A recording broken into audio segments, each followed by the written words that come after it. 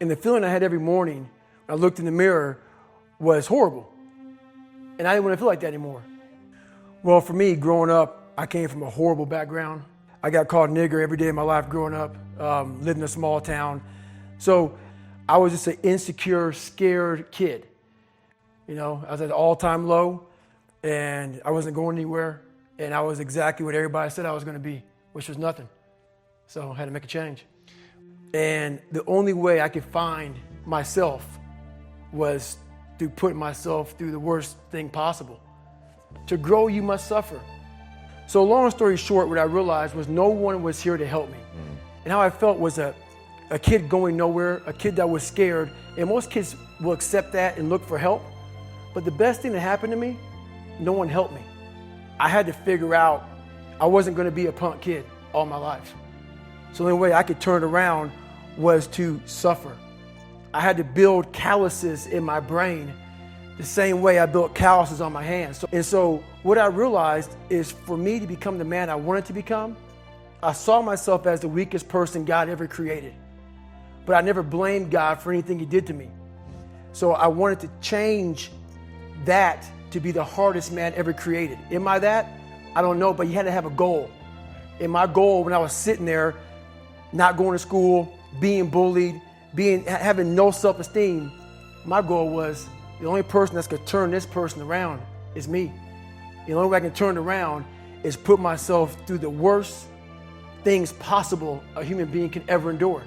And that'd be the only way that I can build this brain to handle anything that comes in front of it, callousing my mind through pain and suffering. What we don't do is we don't go inside. Like we're writing a book every day of our lives, but we never read that book. So what I would challenge young men or young women to do is you have to look inside of yourself to see what you really want. What are you passionate about? So when I speak from passion, I speak from experience, I speak from suffering. The only way you're ever going to get to the other side of this journey is you have got to suffer. Every day we're seeing who we are as people. When I was growing up, I lied for people to accept me because I didn't accept myself. So I would make up stories so then you would accept me into your world. Everything I did was for someone else to like me. It wasn't until I started reading my own book about how pathetic I was as a human being. I could blame my dad, I can blame kids at school, I could blame having health issues, ADD, my mom not being around. I could blame a lot of people. And that's the book I was reading. And I put it off on everybody else. It wasn't until I said, you know what? For me to fix this, I gotta read what the is wrong with David Goggins. Not blame anybody. Go in the military, get your ass kicked, do things you hate to do, be uncomfortable every fucking day of your life. Roger that. I'm not the smartest kid in the world. Okay, how you get smarter? Educate yourself. So the things that we run from the truth. We're running from the truth, man. So the only way I became successful was going towards the truth. As painful and as brutal as it is, it changed me. It allowed me to become who I am today. If you're willing to suffer, we have the ability to go in such a space. And I'm not gonna say motivated because motivation's crap. Motivation comes and goes. When you're driven, whatever's in front of you will get destroyed.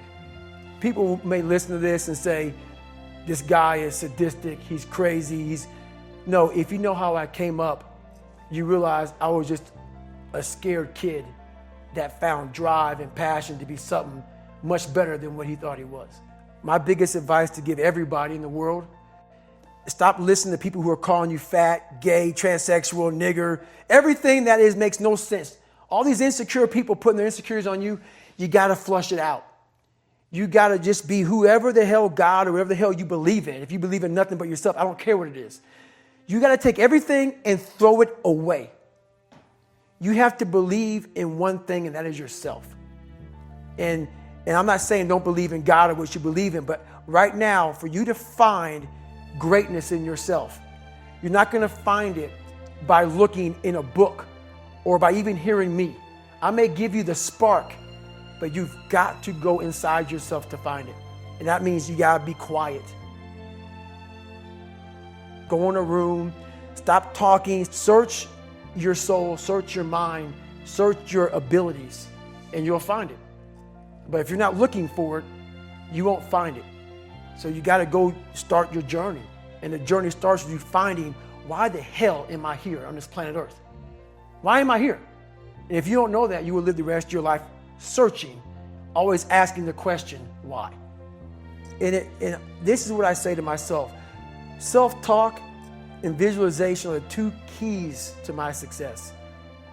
I believed I was indestructible. I believed it. I believe it today. I believed it enough to where my body said, he's not going to stop.